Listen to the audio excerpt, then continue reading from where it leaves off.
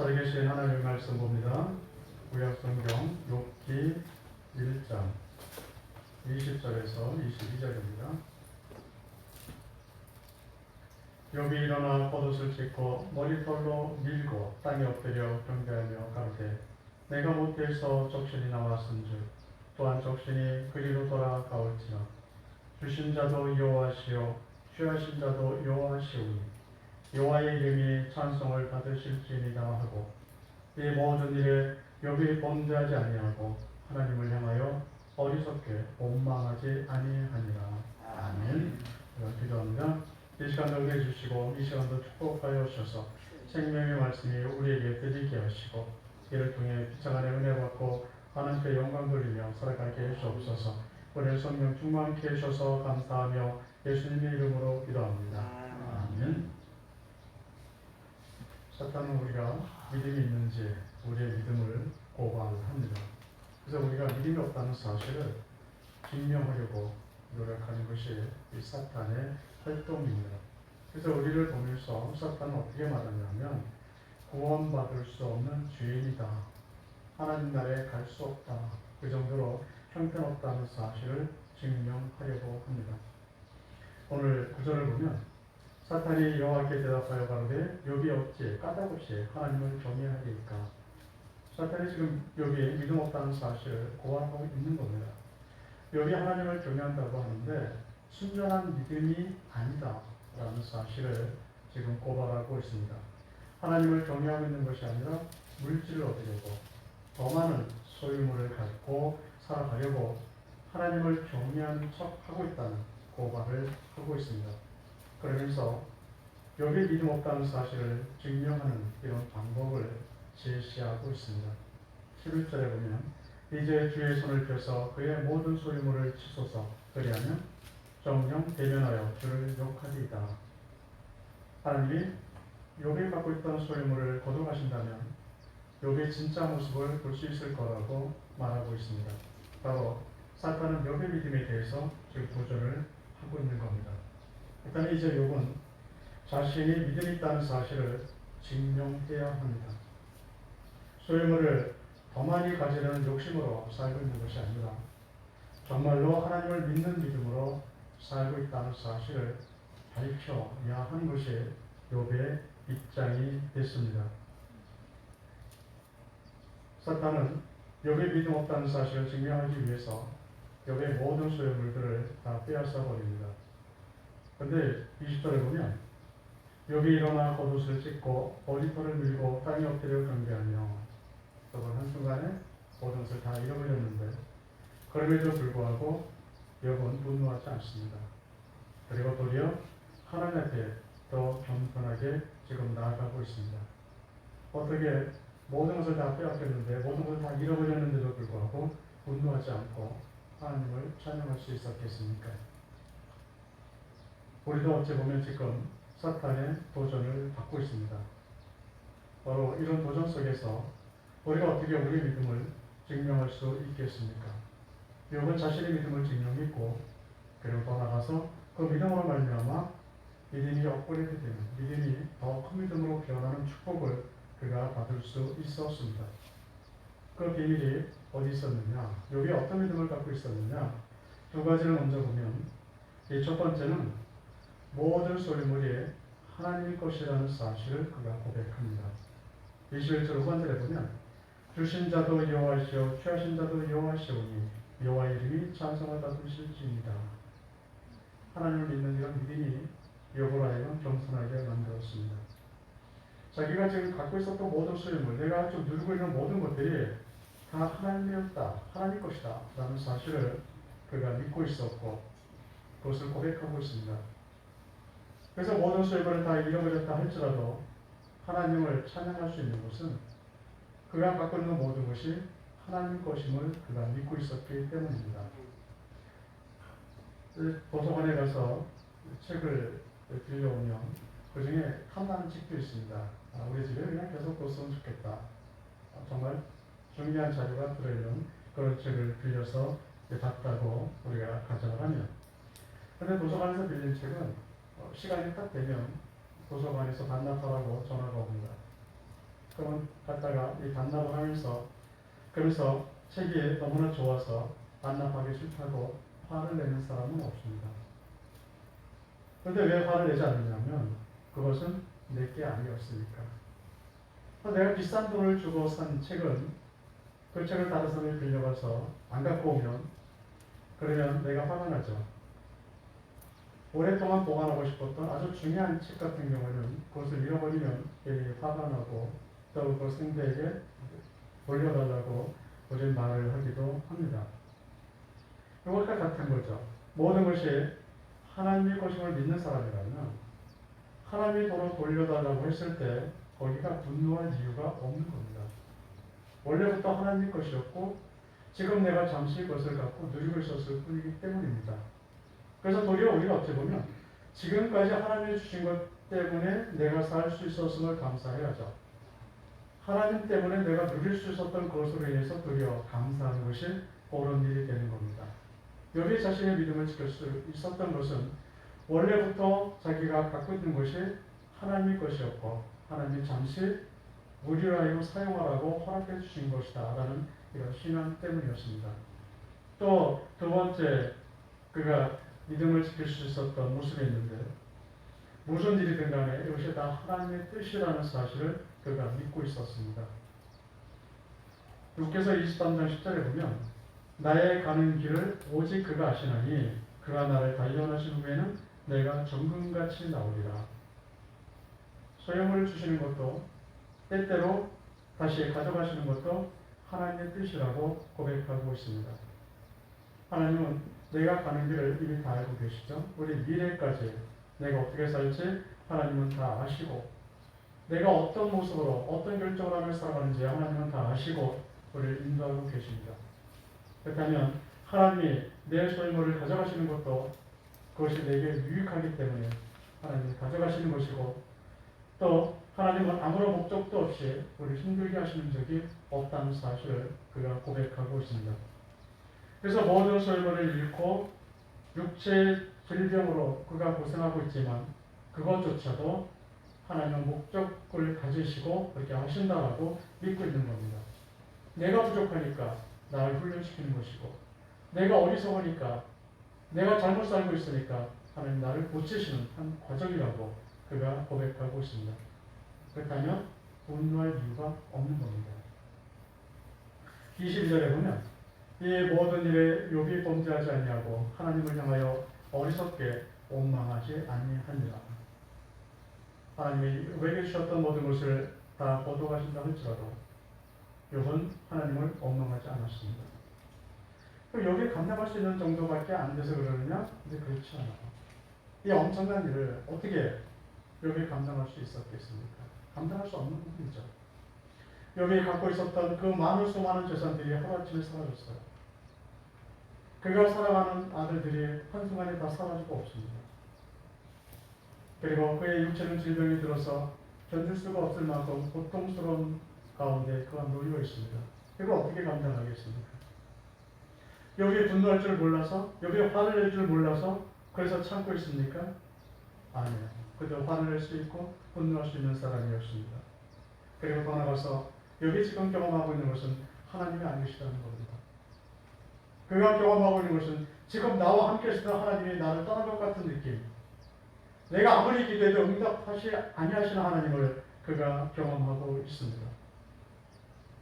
욥기서 23장 9절에 보면 그가 왼편에서 일하시나 내가 만날 수 없고 그가 오른편으로 돌이키시나 비울 수 없구나. 하나님 어디 계신가? 욥은 이렇게 고백을 합니다.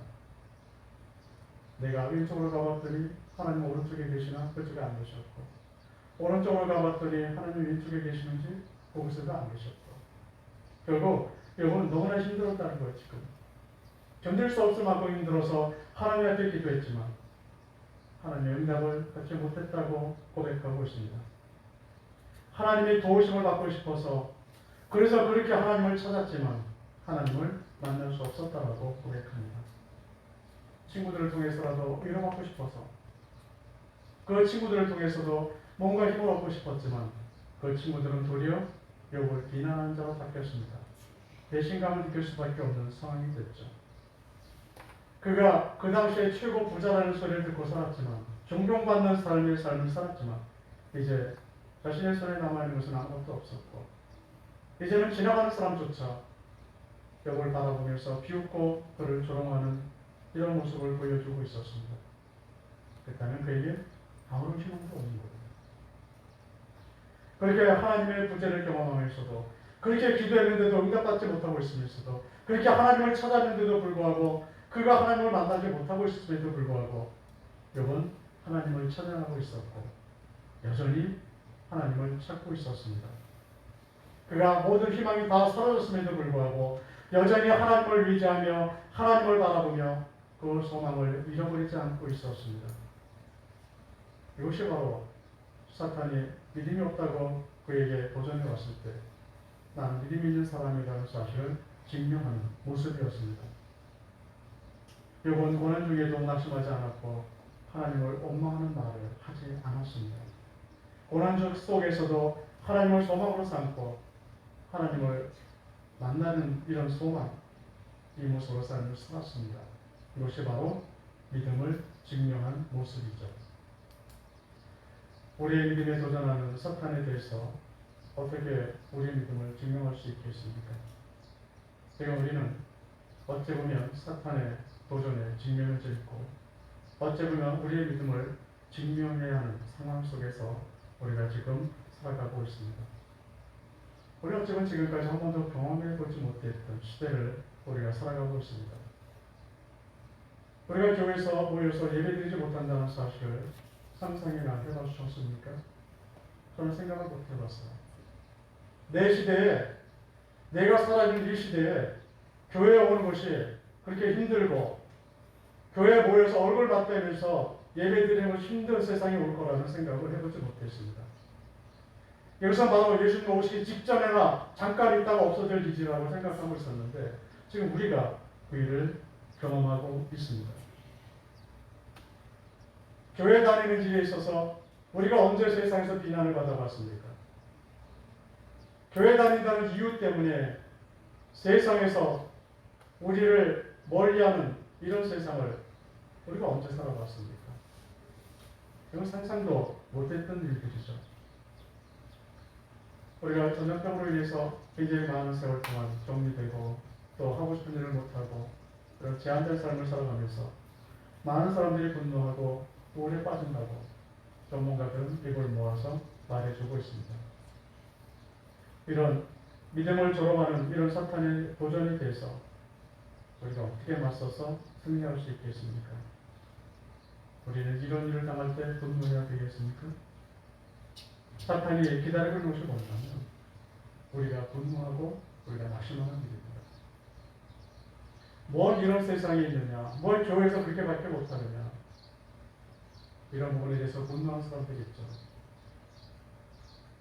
그리고 많은 사람들이 이번 교회를 떠나겠다고, 이제 교회 안 다니겠다고 말하는 사람들도 있다고 계속해서 통계에 잡히고 있습니다. 이 사람들이 낙심하는 겁니다. 이것이 사탄이 원하는 겁니다. 욥이 하나님을 원망하기를 기다렸던 것처럼 사탄은 지금 우리가 원망하기를, 낙심하기를 기다리고 있습니다. 그래서 지금 더욱 겸손해져야 합니다. 내 믿음 생활이 부족했음을 고백하며 살 수 있어야 합니다. 우리가 하나님을 경배하는 일에 문제가 있었다는 사실을 우리가 고백하며 살 수 있어야 합니다. 지금 하나님이 나를 훈련시키고 있는 거 아닐까? 우리의 믿음 없음을 하나님이 아시고 저 마지막 시대에 믿음을 지키게 하기 위해서, 저 마지막 시대에 하나님의 말씀을 전하게 하기 위해서 우리에게 어려움을 주시고 우리를 지금 훈련시키고 계신 것은 아닐까라고 생각해 볼 수 있어야 합니다. 그래서 더 하나님을 만나는 열정, 그것을 회복하셔야 하고 세상 사람들이 우리를 향해서 뭐라고 말하든 간에, 세상 사람들이 예배드리는 것에 대해서 무엇이라고 떠들든 간에 우리는 하나님만 바라볼 수 있어야 합니다. 이럴 때 하나님은 우리의 삶을 역전시켜 주실 겁니다. 원망의 말을 하지 않았고 오직 하나님만 바라보고 있었던 욥에게 하나님은 정금 같은 믿음으로 나오게 하셨습니다. 믿음의 증거를 보여주려고 했던 욥에게 하나님은 더 큰 믿음을 허락해 주셨습니다. 우리의 믿음을 졸업하는 이 세상 속에서도 믿음을 증거하는 사람들은 하나님이 더 큰 믿음의 선물을 우리에게 주실 겁니다. 우리의 믿음이 업그레이드 되고 우리의 믿음이 또 하나님 보시기에 칭찬할 만한 믿음으로 변하게 될 겁니다. 욥기에서 하나님은 욥이 이런 고난을 잘 견뎠기 때문에 이 고난 속에서도 하나님을 원망하지 아니하고 분노하지 않았기 때문에 그에게 주어졌던 그 믿음을 성장시켜 주었던 두 가지를 말씀하고 있습니다. 그 한 가지는 귀로만 들었던 하나님의 말씀이 이제 눈으로도 볼 수 있는 하나님의 말씀이 되었다는 겁니다. 욥기서 42장 5절에 보면 내가 죽게 대하여 귀로 듣기만 하였었더니 이제는 눈으로 주를 배움나이다. 귀로만 듣던 믿음 이제는 하나님을 눈으로도 볼 수 있게 되었다라고 그가 고백하고 있습니다. 우리가 귀로만 듣는 믿음이 어떤 믿음이냐면 지식으로 알고 있는 그 믿음을 말합니다. 지식을 바탕으로 해서 예배드리고 교회 생활하는 것을 말하는 거죠. 그런데 이제는 욥은 눈으로 주를 본다라고 고백하고 있습니다. 영적인 눈을 뜨고 있다라고 고백하는 겁니다. 지식으로만이 아니라 하나님의 말씀이 이루어지는 것을 내 영적인 눈으로 보고 있다는 거예요. 하나님의 능력이 아주 크다는 사실을 하나님께서 영원하시다는 사실을 내가 말씀을 듣고 알고 있었는데 이제는 내 눈으로도 그 사실을 본다는 겁니다. 하나님이 얼마나 능력이 많으신 분인지 하나님이 나를 얼마나 사랑하시는지 하나님이 얼마나 크신 분인지 내 눈으로도 볼 수 있다라고 여러분 지금 고백하고 있습니다. 우리가 예수 그리스도를 믿는 믿음이 있다면 천국 간다고 딱 믿으시죠. 그 믿음으로 예배드리는 그것을 알고 있는 지식으로만 예배드리고 있는 것이 아니라는 겁니다. 이제 욥은 그렇게 하나님을 바라보면서 내가 하나님 앞에 기도하면 응답하시고 내가 하나님의 말씀을 들으면 복되게 살아간다는 사실을 기억하면서 그가 신앙생활을 했다면 이제는 하나님 앞에 예배 드릴 때 그곳에서 감동이 있다는 사실을 지금 고백하고 있는 겁니다. 하나님의 말씀을 그냥 듣기만 했는데 이제 보니까 그 말씀이 현실로 나가는 것을 내가 경험할 수 있었고 내가 교회 와서 예배 드리는 것 이 자체만으로도 우리의 삶을 살아가는 것이 아니라 이것으로 만족하는 것이 아니라 여기에 역사하시는 하나님, 여기 함께 계시는 하나님을 내가 경험하며 예배 드린다는 거예요. 그러니 그가 얼마나 많은 축복을 받았습니까? 예배 드림이 행복해졌다라고 그가 고백하고 있는 겁니다. 힘든 시간에도 하나님을 찬양하며 살아가면 하나님 우리의 믿음을 정금 같은 믿음으로 바꿔주십니다. 그러나 원망하고 낙심하는 사람들에게는 그런 업그레이드된 믿음이 주어지지 않습니다. 우리가 예배드리기 힘들다고 왜 이렇게 제자하는 것이 많고 왜 이렇게 길게 삶이 흐트러지는 삶을 살아야 하느냐고 원망하고만 있다면 우리의 믿음은 성장할 수가 없습니다. 그러나 이런 일을 주시는 것도 이 어려움 속에 우리가 살아가는 것도 내가 예배드리기 힘든 상황 속에서도 하나님께 예배드릴 수 있는 것도 하나님의 목적이 계시고 여기 무엇인가 하나님 원하는 것이 있다는 사실을 우리가 기억하면서 그래도 소망을 잃지 않고 그래도 원망하거나 분노하지 아니하고 하나님을 의지하며 살아갈 때 하나님 우리의 자갈 같은 돌멩이 같은 그런 믿음을 변하게 하셔서 정금 같은 믿음으로 다시 나오게 하실 겁니다. 두 번째는 하나님은 욥을 축복의 통로로 삼으십니다. 욥기 42장 8절에 보면 내 종 욥이 너희를 위하여 기도할 것인즉 내가 그를 기쁘게 받으리니 너의 우매한 대로 너에게 갚지 아니하리라. 하나님은 욥을 축복 통로로 삼으셔요. 욥이 축복하는 사람을 하나님이 축복하시겠다고 말씀하고 있고 하나님은 욥이 기도하시면 그 기도를 기쁘게 받으시겠다라고 지금 말씀하고 있습니다. 하나님을 대적하며 그가 진리를 말한다고 했지만 진리를 말하지 못했던 욥의 친구들, 욥을 향해서 욥을 비난만 했던 그 욥의 친구들, 하나님은 그를 용서하시겠다고 말씀합니다. 근데 왜 용서하시겠다고 말씀하느냐? 너희를 위하여 욥이 기도할 것입니다. 즉 욥의 믿음 때문에 욥의 기도 때문에 그들도 용서하시겠다는 것이 하나님의 뜻입니다. 바로 그를 축복의 통로로 삼으시겠다는 거죠. 고난의 현장 속에서도 하나님만 바라보며 살아갈 때 하나님은 그 믿음을 보시고 우리를 축복의 통로로 삼으실 겁니다. 나로 인해서 믿음을 지키고 하나님을 찬양하는 나로 인해서 우리의 가정이 축복받을 것이고 내가 서 있는 땅이 축복의 땅이 될 겁니다. 하나님 우리를 그렇게 사용하시겠다는 겁니다. 우리의 믿음이 조롱받는 시대에 어떻게 대처하고 있으십니까? 믿음이 있는지를 증명해 보라고, 정말 하나님을 사랑하고 있는지를 보라고 우리에게 도전해 올 때 우리가 어떻게 대처하고 있습니까? 사탄은 우리가 지금 분노하고 낙심하며 하나님을 원망하기를 기다리고 있습니다. 그러나 하나님은 우리의 길을 다 알고 계셔요. 내일 내가 어떻게 살아야 하는지 하나님은 아시고 어떤 것이 복 있는 것인지를 하나님은 알고 계시고 그래서 가장 좋은 것을 우리에게 주시기를 원하고 계십니다. 우리가 이걸 믿을 수 있을지인데 원망되신 하나님을 더욱 찬양하며 살아갈 수 있으시기 바랍니다. 그래서 이런 어려운 전형적으로 인한 힘든 이 시기에 예배드리기 어려운 시대가 지나고 났을 때 정금 같은 믿음의 사람으로 다 우리가 발견되어져야 하고 축복의 통로가 되어져서 하나님의 축복을 전하는 자로 성장 있는 모습을 보일 수 있어야 되지 않겠습니까? 우리의 믿음과 삶을 한 단계 더 높게 업그레이드 시켜주시는 하나님을 바라보시기 바랍니다.